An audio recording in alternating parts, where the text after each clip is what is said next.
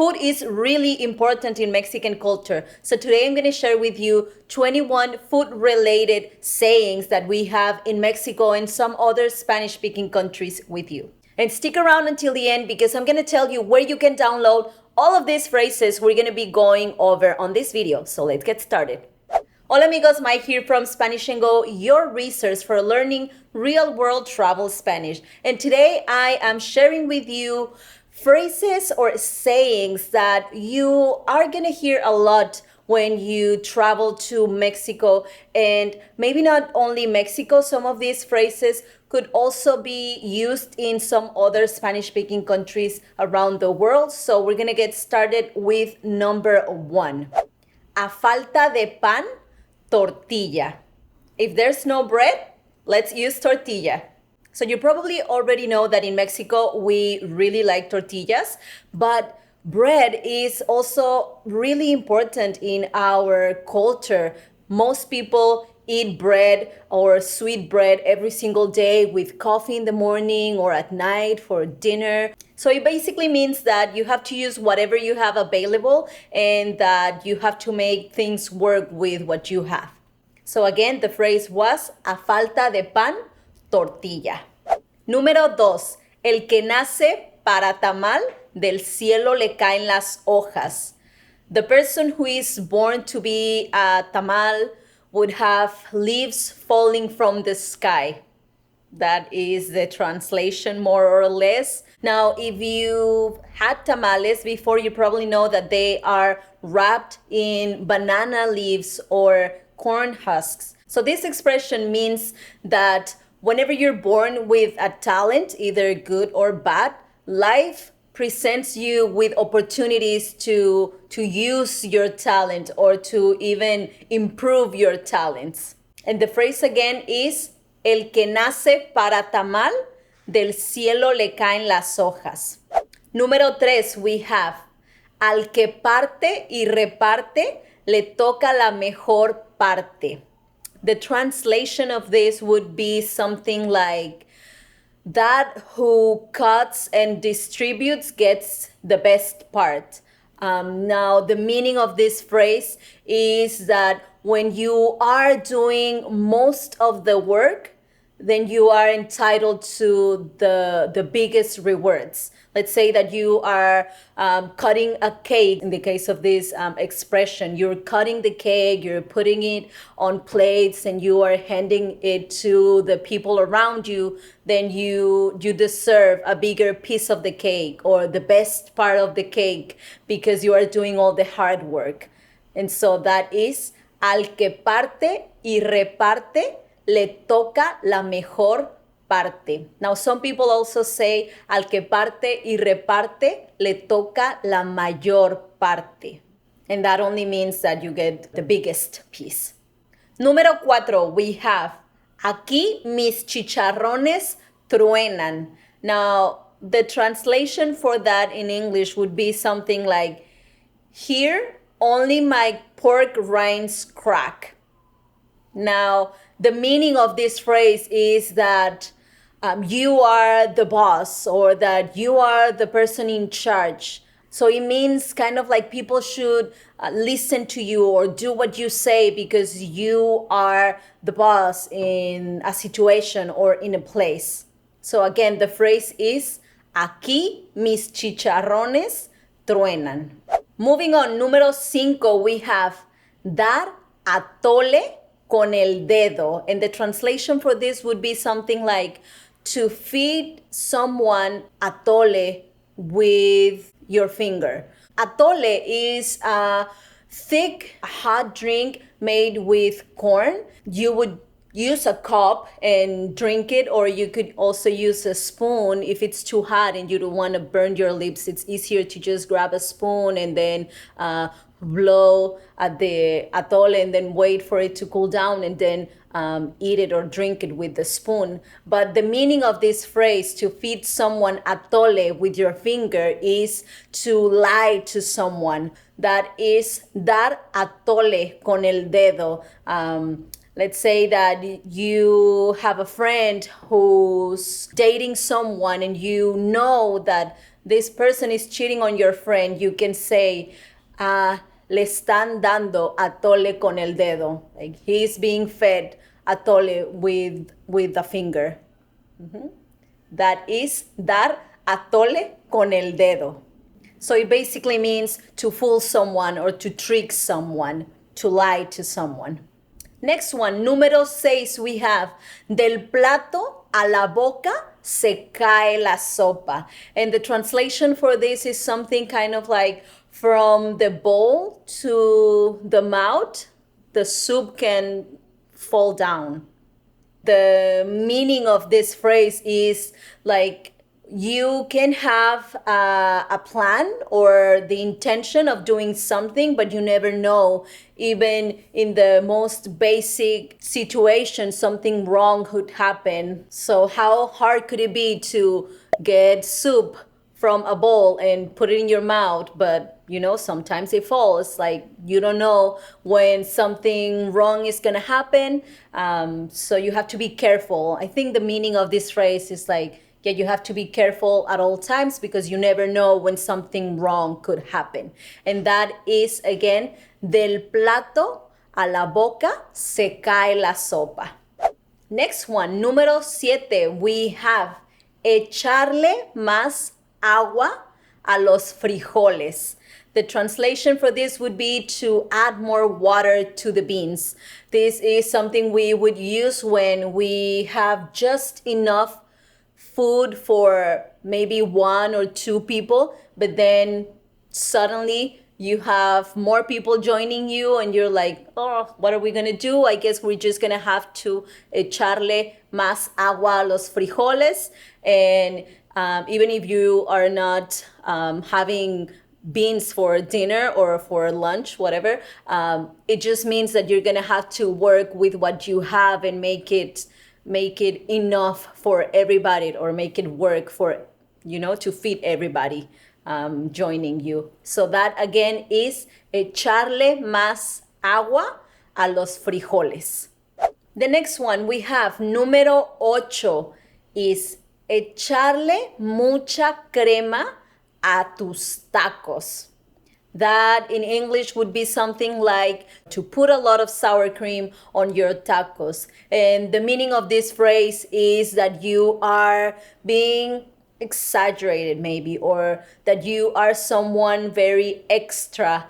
So let's say that you have a friend who is a little bit exaggerated. You can say, Juan le echa mucha crema a sus tacos. Like he is always exaggerating, or he is trying too hard to be cool or to fit in.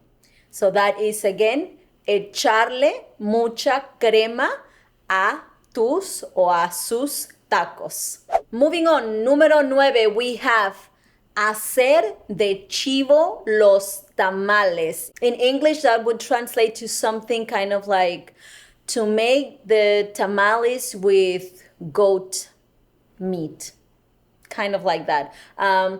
So when we make tamales in Mexico, the meats that are usually used are pork, beef, or chicken. We also have sweet tamales without any meat, and now you can have vegan tamales. But the meat choices for tamales are usually those, and making goat tamales is not a thing. It's not very common. I don't think I've ever seen it anywhere.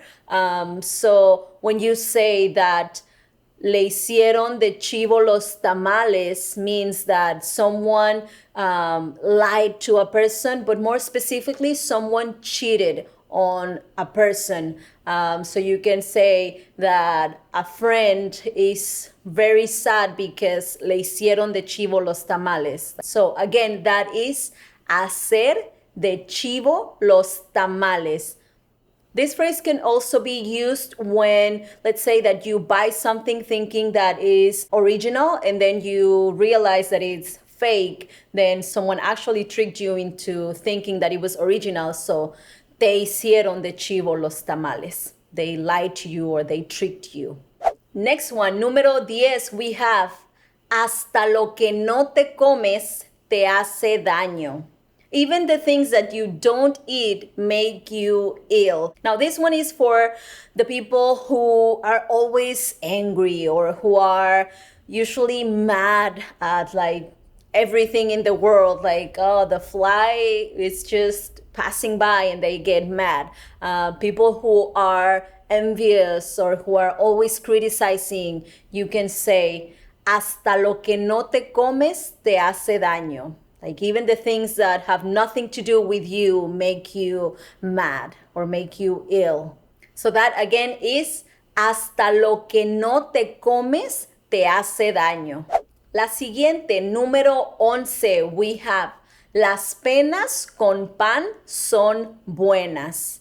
In English, that would be something kind of like sorrows are good with bread or something like that. And the meaning of this phrase is that when you are feeling sad or when you're going through a problem or like a bad situation, that you should try to eat something. And maybe this is more like trying to make you forget about your problems for a little bit with food, or just like the fact that you are sharing food with another person could make you feel better and make you forget about whatever bad thing is happening in your life.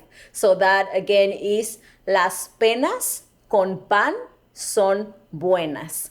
Número 12, we have nunca falta el negrito en el arroz. Now in English that would be something like there is always a little black thing in the rice or in rice. And the meaning of this phrase is kind of like no matter what you do, there's always going to be a little bit of something negative in it. Maybe not because you wanted to have something negative, but that's always going to be the case. You can't please everyone in the world. So because rice is usually white, whenever there is a little bit of something in it that's different color, it's very noticeable. So that's why we say nunca falta el negrito en el arroz. It's because the teeny tiny little bad thing is always noticeable. So for me, it's also kind of like don't try to be perfect because that's just not possible. There's always going to be a little bit of something bad, even if you don't want it to be there. So again, that is nunca falta el negrito en el arroz. Moving on, we have número 13, parir chayotes. In English, that would be like to give birth to chayotes. Now, a chayote is a vegetable that we use in some Mexican dishes. It is kind of like a zucchini, but is rounder and it has a lot of spines or a lot of little thorns maybe. So imagine giving birth to something spiky or spiny. That would be really painful and difficult. And so that is the meaning of this phrase, something difficult. So you can say, el examen me hizo parir chayotes. The test made me give birth to chayotes because it was so difficult. So again, that is parir chayotes. Número 14, we have quien hambre tiene en pan piensa. Now the translation for this in English would be something like a hungry person can only think about bread, or when you are hungry, you are always thinking about food. So the meaning of this phrase is technically that your reality is affected positively or negatively by whatever that you have in your mind or whatever that's going on in your mind. I found this phrase in English that I think that translates to kind of like the same as this expression, and it is when all you have is a hammer, everything starts looking like nails or something like that. So that's basically the meaning of the phrase, like your situations resemble whatever you have in your mind. So again, that is quien hambre tiene en pan piensa. Número 15, we have salir más caro el caldo que las albóndigas. The translation for this phrase is something like the broth ends up being more expensive than the meatballs. Now, in Mexico, meatballs or albóndigas are usually made in kind of like a soup. And the ingredients for the soup are very basic: water, salt, tomato, and sometimes some other vegetables like potato or carrots, and very basic ingredients that are usually cheap. So we use this phrase when the not so important details of a situation end up costing more than the main thing. So let's say that you are in charge of bringing the cake to a party, and so you think that maybe if you make it yourself, it would be cheaper for you. And so you have to go and buy all the ingredients. And so you end up wasting more time going to the store. And then you have to buy like a nice platter to put the cake on. And you also end up having to buy like more expensive fruit or other decorations to put on the cake. And so you end up paying more than if you would have just gone to a bakery and bought the cake. So then you would say, salió más caro el caldo que las albóndigas, because you had to spend more time, more resources when you thought that it was going to be cheaper, but it actually wasn't. Número 16, we have ser pan comido. Now in English, that would be something like to be eaten bread. The phrase that I hear in English is like piece of cake. You know, something so easy that you don't even think about it. Everyone enjoys bread, everyone enjoys cake. So it's just something that you easily do. Ser pan comido, or algo es pan comido. Something's very easy. Moving on, número 17, we have servirse con la cuchara grande. In English, this would be something kind of like to serve yourself with the big spoon. Now, this phrase could have two meanings, one of them more negative and the other one positive. The negative one would be when you try to grab everything available, oftentimes leaving very little for the rest of the people, or leaving nothing for the rest of the people. You can say, Juan se sirve con la cuchara grande, like he likes to just get it all for himself. And the other one, the more positive one, would be servirse con la cuchara grande, when there is enough of something for everybody and the opportunity is right there. So you just take advantage of the opportunity and you grab everything you need. And it's not a bad thing, because everyone else has enough for themselves too. So that would be a not so negative way of using this situation. Servirse con la cuchara grande. Now, número 18 has to do with chocolate. But before I tell you número 18, I wanted you to know that we have a link in the description of this video where you can download all of the phrases we are going over in this video. So go ahead and check it out. So, número 18 is un sorbo de su propio chocolate, which in English would be kind of like a sip of his or her own chocolate. Now, there are other variations to this phrase. One of them is una cucharada de su propio chocolate. And another one is una sopa de su propio chocolate, which is odd because who makes soup with chocolate? But the meaning of this phrase is kind of like to seek revenge. No, it is in English like to give someone a taste of his or her own medicine. I think that's the phrase in English. So it's basically the same to pay someone back with whatever they did to you, you know, like seeking for revenge. So the phrase again is un sorbo de su propio chocolate. Número 19, we have venderse como pan caliente, to sell like hot bread. Have you ever been to a Mexican bakery right when the sweet bread is coming out of the oven? If you have, you know that it's gonna go fast. So the meaning of this phrase is, of course, that whenever you have something that se vende como pan caliente, it's because people are there waiting for it. And when it's out and ready to be sold, then it's gone fast. So I think the phrase in English is to sell like hotcakes instead of bread, like hot bread, hot cakes. So again, the phrase is venderse como pan caliente.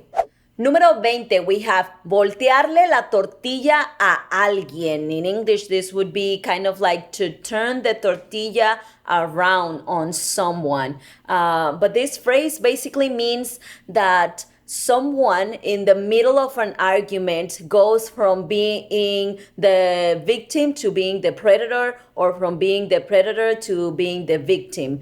You know, some people have that ability to